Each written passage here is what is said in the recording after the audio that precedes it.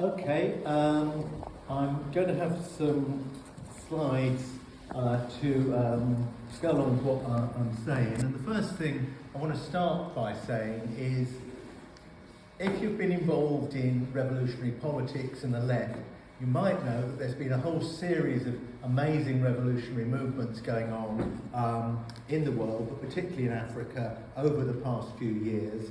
This picture, which I'm starting with, is of the revolution that went on for a number of years in Sudan. It's a particularly famous picture because Sudan being one of the poorer countries in the world, and one which is associated with various kinds of machismo and so on. You see the revolution coming up. There was a very famous picture of a woman leading discussion and chants on one of the big demonstrations, and it's shown a real shift in a lot of the issues that come up. And the reason I'm saying if you're a revolutionary or a leftist is because if you're not, the chances are you won't have heard anything about it. Because actually an awful lot of the way that Africa is covered is about not saying things. So I'm going to jump about quite a lot because, well, not literally jump about, I'm going to jump about in terms of what I'm talking about, because I want to cover quite a lot of ground about Africa, why it's like it is, and why it's talked about so little.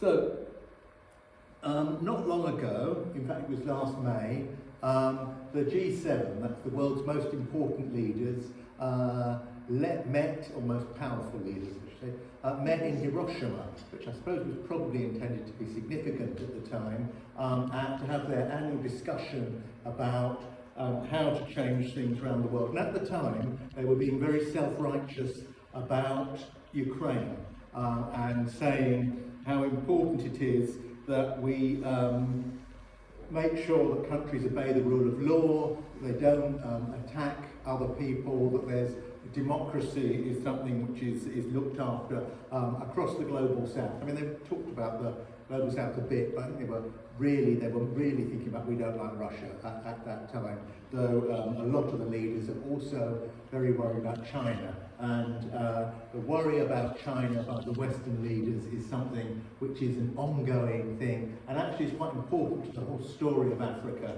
and everything that's happened with Africa in the past few years. But one of the things that I really want to start with is this idea that we'll sort it out, and us powerful people will be people who will make things all right for people in other countries, because this is one of the real big ways that capitalist powers have tended to look at things. Now, I'm afraid the next picture I'm going to show you is overtly racist, but I want to go back to the beginning of the last century and the attitude of what was then called the white man's burden. This was a cartoon that was published about, well, I think it's, if you can't see, up on a mountain over yonder is civilization. So the civilized nations, who are specifically John Bull and Uncle Sam, are having to carry the rest of the world to civilization. Now this is the self-image of the imperial powers, that you have the savage barbarians, in a sense a racist picture, there's lots of racist stereotypes in it, who are being helped along by the suffering of the Western powers. So the burden on John Bull and Uncle Sam in having to carry them. And this was the way things got. If you've ever heard Rudyard Kipling's well-written but thoroughly awful poem, The White Man's Burden, which was from the British Empire to Americans saying, you have to take up the white man's burden and help us civilize the ungrateful world, which means you should get an empire and you should conquer things and you should take over. One of the reasons for saying this is because I want to talk about why there are empires and what imperialism is, but another reason is because, frankly, things haven't changed as much as people like to think. So the practical things that have been done recently are things such as the combined US and UK. The UK wasn't really very important, but it's worth mentioning that the British Air Force was there, bombing of Yemen. Now, as people may remember, there have been a number of wars going on, a number of savage brutalities, including the war in Sudan, which I shall come back to in passing later on. But the thing that really got the Western powers together to actually decide we're going to do something was the blocking of trade routes by the Houthis from Yemen, who said we're going to stop ships in support of the Palestinians who are being massacred in Palestine. This was such a horrific thing that despite Yemen being one of the most bombed countries in the world, the British and American air forces thought we're going to bomb it some more.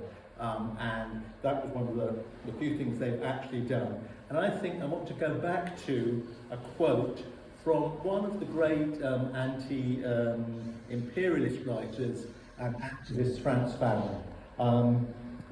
And I was thinking, when we had the experience of Israel beginning to bomb Palestine and talk about this as being self-defense and as something that, well, I'm just going to what Fanon said, which was colonialism, and may want to, I'm not going to say all that much about it, but people may want to come back to the difference between colonialism and imperialism, if there is one. Colonialism, and he was writing at a time when there were various countries were occupying places, colonialism is not satisfied by this violence against the present, that's what it's actually brutalising people now. The colonised people are presented ideologically as a people arrested in their evolution, impervious to reason, incapable of directing their own affairs, requiring the permanent presence of an external ruling power.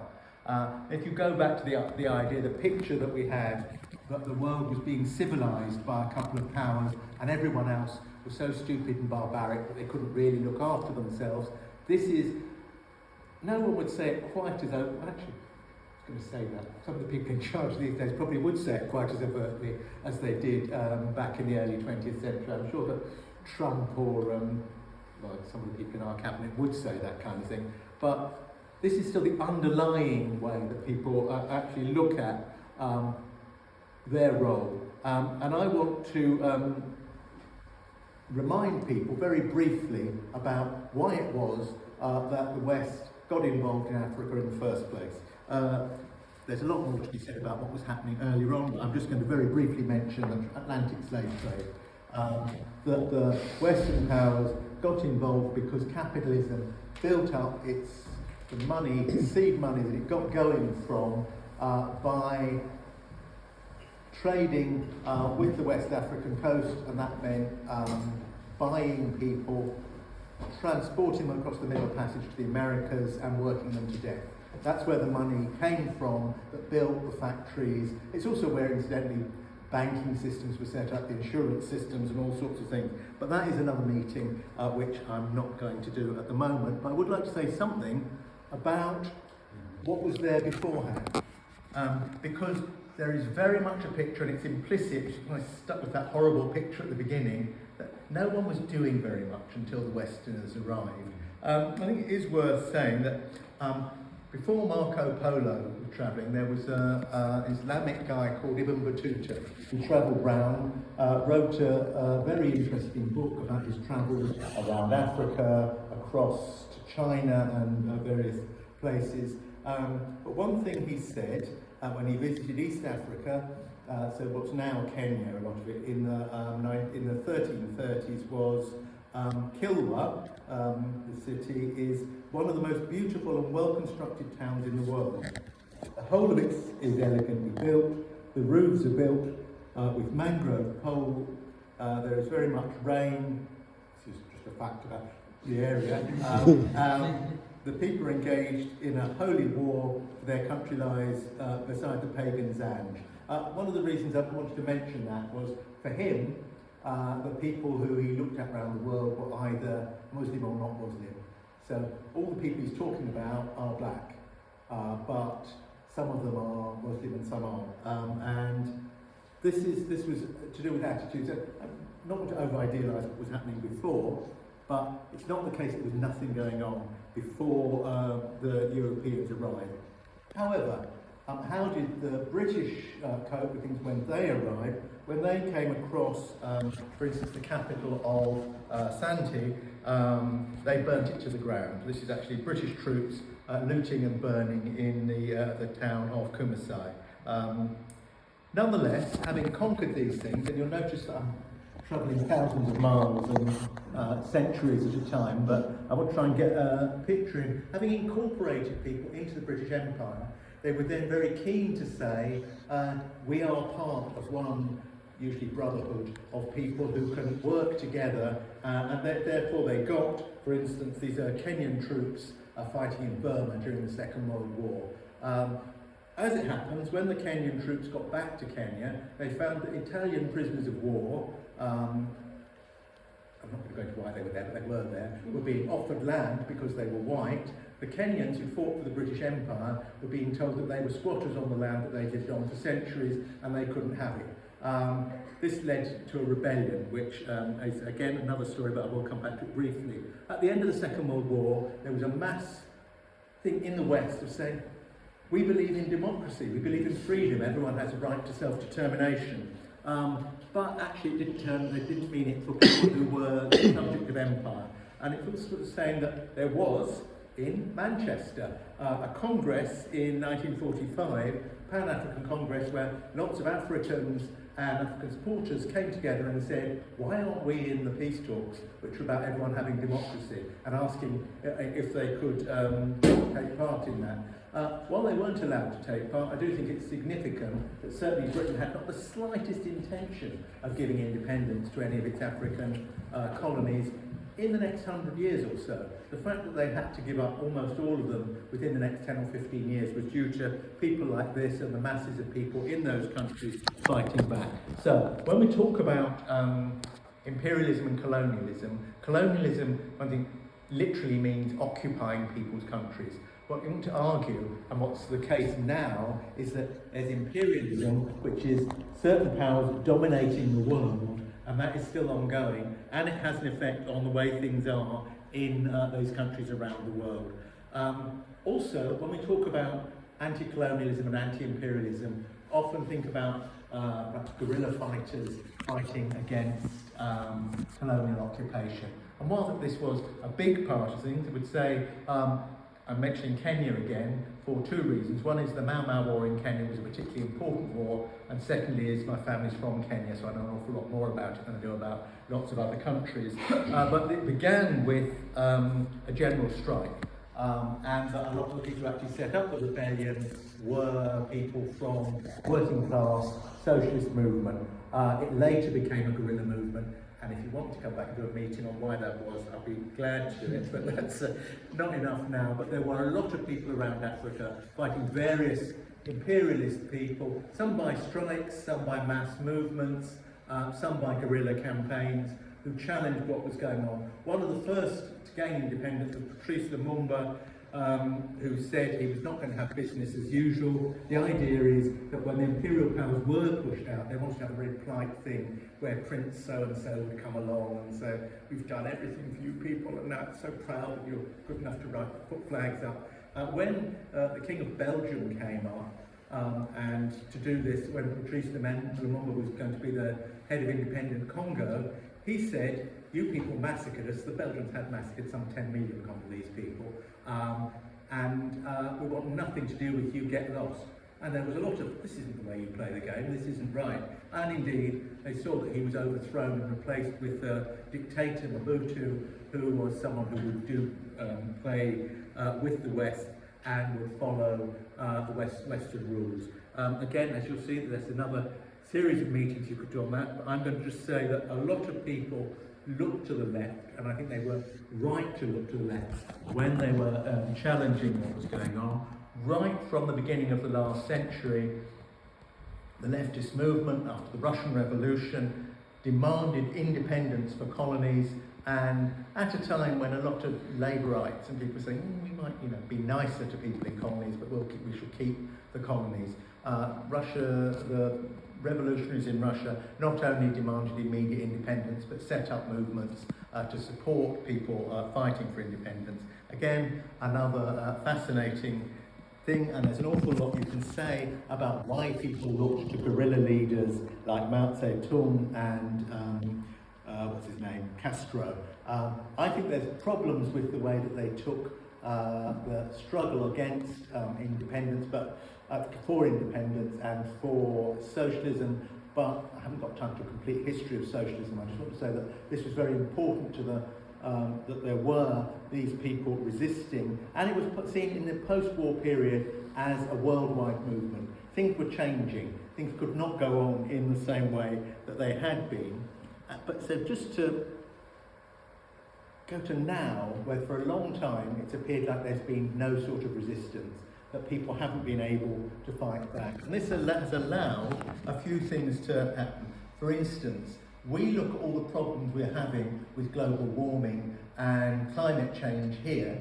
For people across the global south, and this includes large chunks of Africa, things are actually worse because more people are actually dying immediately and are unable to stop changes because more and more the countries are run on a basis that requires them to fit in with neoliberalism. This is because the whole system around the World Bank and the IMF, which allows loans for development, are all based on the idea that you have to do things on the basis of free market capitalism. And anyone who's trying to do anything else is told that they're inefficient or incompetent. If you think about the people actually running free market capitalism, it might make you think, could you be more inefficient or incompetent? But they've still got the money.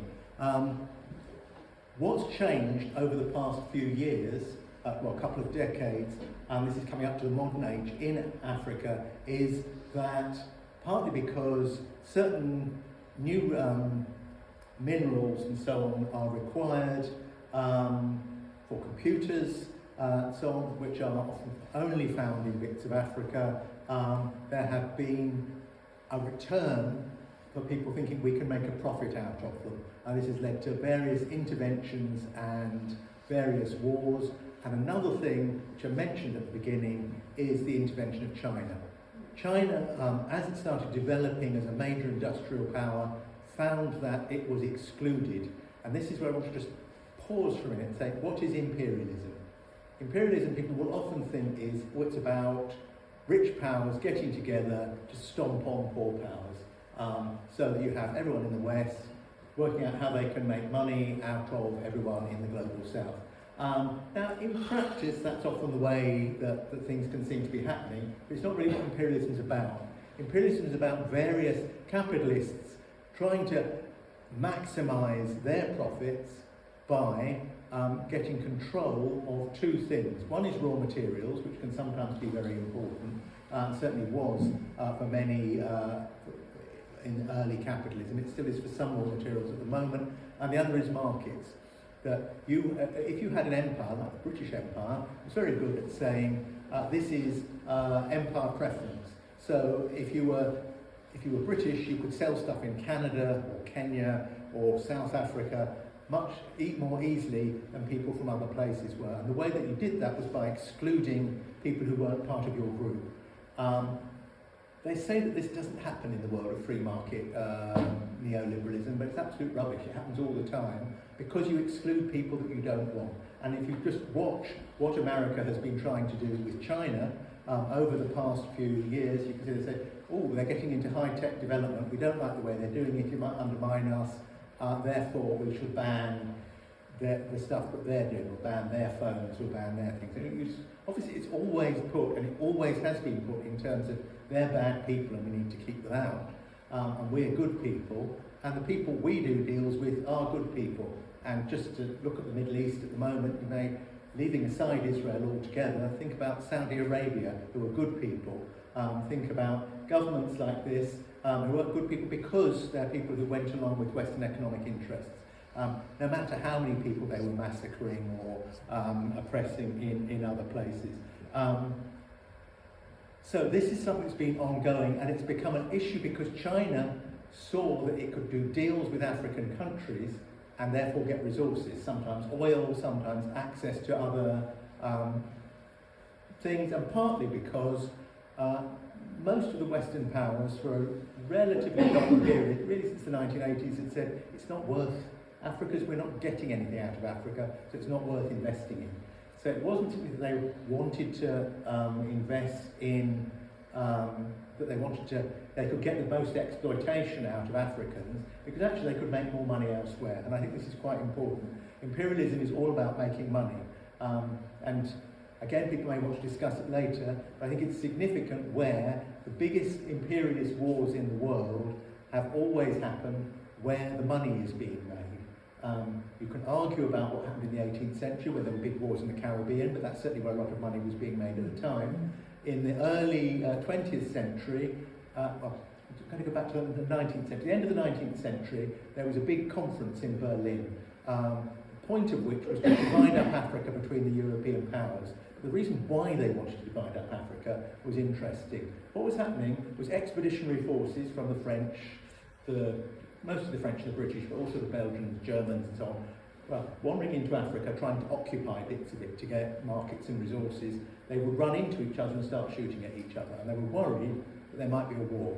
We say the worst thing that could happen is if there was a war between the European powers. We need to stop that, so let's do a deal. We say these are our spheres of influence, we'll divide it up, thus the straight lines down the maps of Africa, and at the end of it, there won't be a war. And it was fairly successful. There wasn't a war in Africa, but the war which was being pushed broke out in Europe, and it became directly about imperial control. And I would argue that it's imperialism that leads to a lot of these wars. But what about Africa? It's interesting, once China started moving in, America got interested again, and it set up, America sets up commands, military command centres for different areas of the world that it wants to be involved in, or people it wants to protect, or whichever way you want to look at it. It set up an organisation called AFRICOM, Africa Command, in 2008. Where is it headquartered? Which African state wants the honour of having AFRICOM based in its territory? Stuttgart, I should say, in Germany.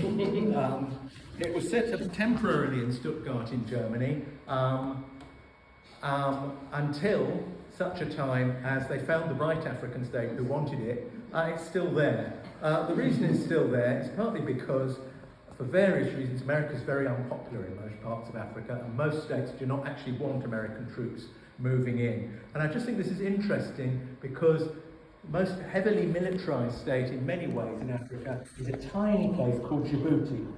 It's up on the horn of Africa at the top of the eastern bit. It's quite a militarised area. Someone else has just opened a massive military base there, which is the Chinese, I say just opened it in 2017, but it's big enough that the Chinese are starting to move militarily into Africa, and this is making it a place where there are all sorts of confrontations going on.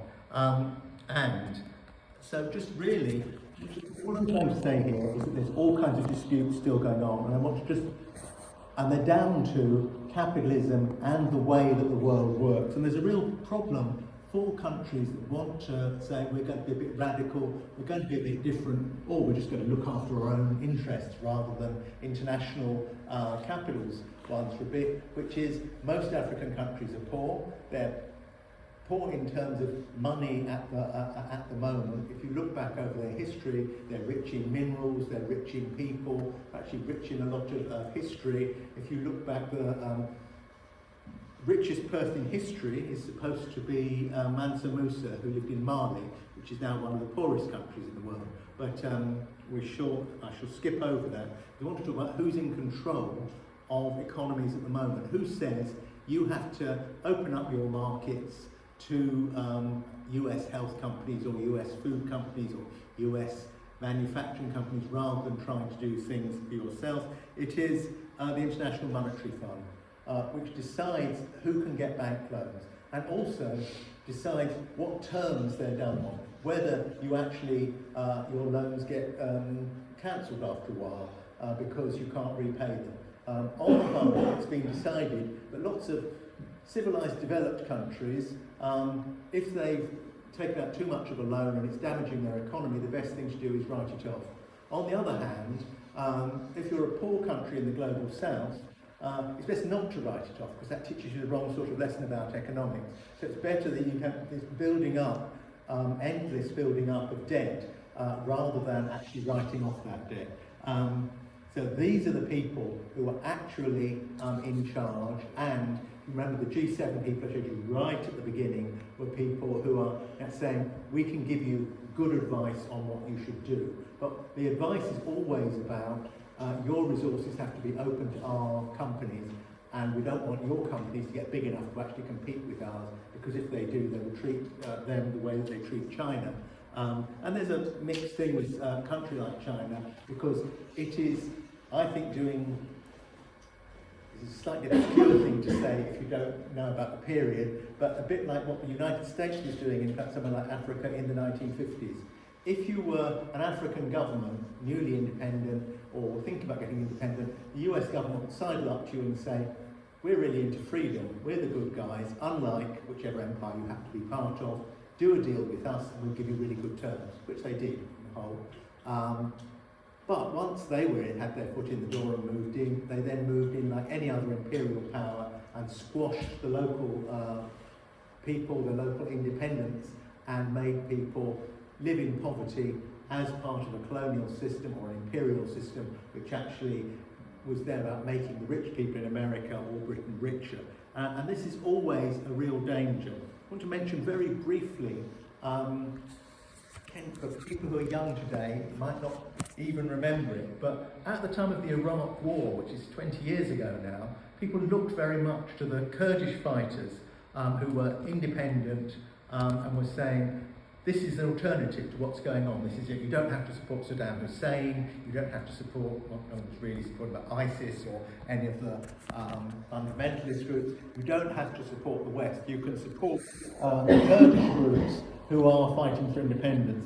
And they were prepared to do deals with the imperial powers because they thought that that was the way that they could get a country, except that it then trod on the toes of Turkey and Syria and various other places who were more important in the imperial hierarchy, and they were abandoned and left to be attacked, particularly by Turkey, but by others.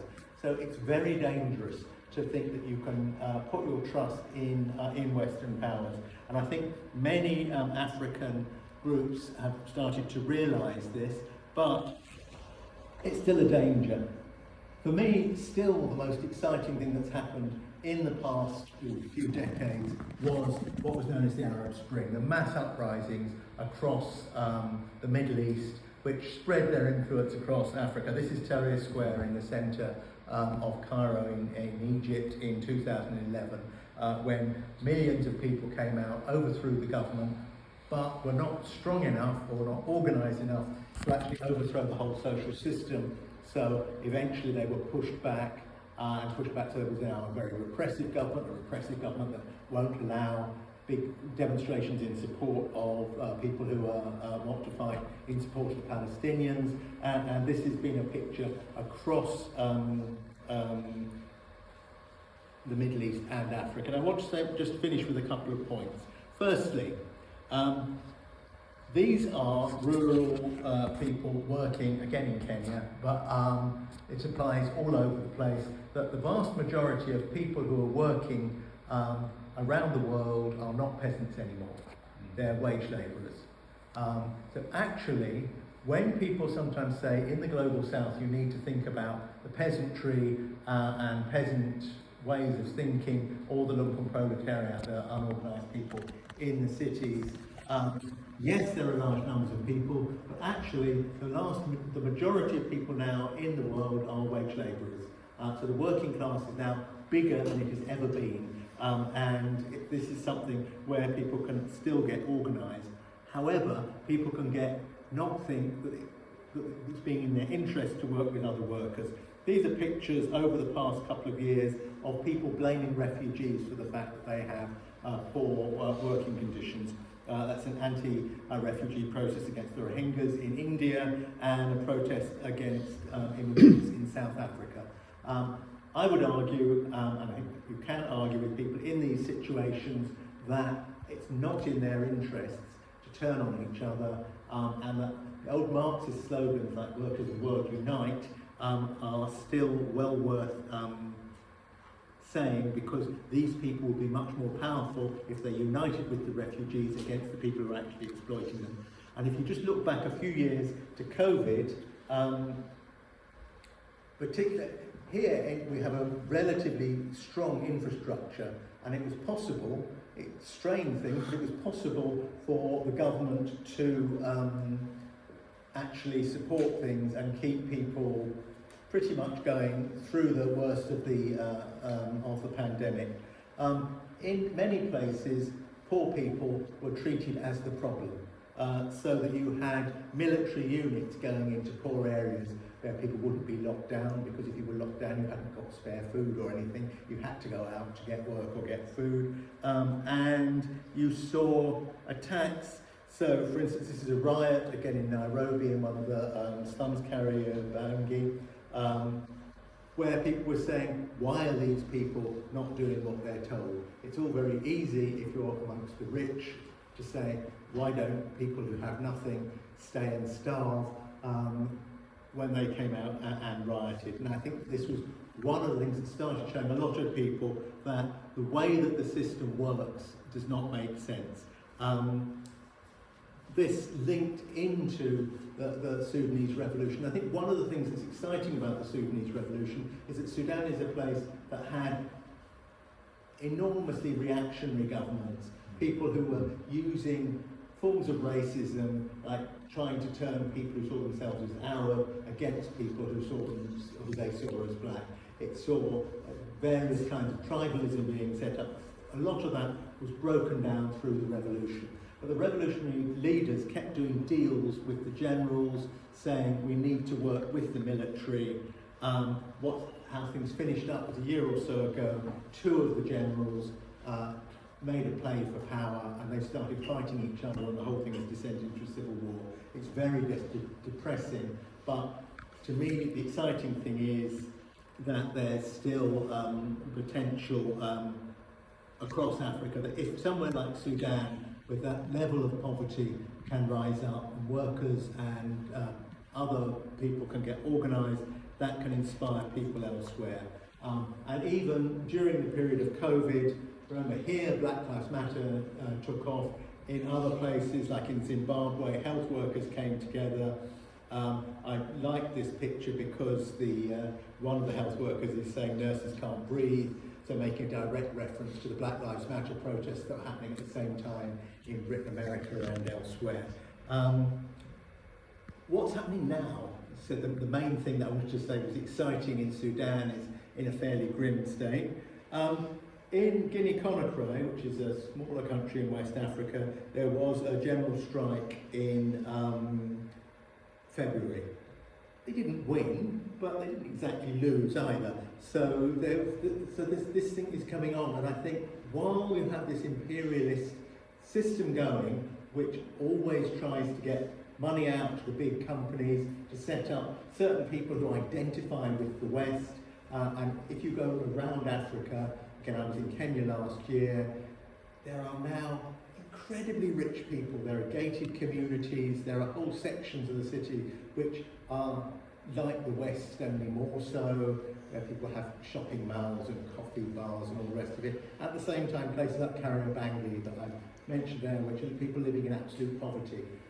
These contradictions are things that are always threatening to blow, and as we see tensions, imperial tensions growing around the country, they will keep coming back, around the continent, they will keep coming back. And that, to me, is one of the exciting things about what is possible. So, imperialism is still a big force in Africa.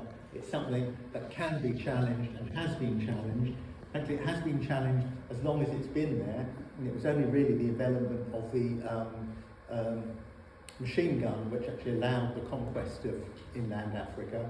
But once it has been challenged, it can go on being challenged, and I think there's a future for socialism as long as people are prepared to get together and not just do compromises with any unpleasant leader who promises very on their heart that they will be nice in future. Don't trust them, I'd say. Thank you.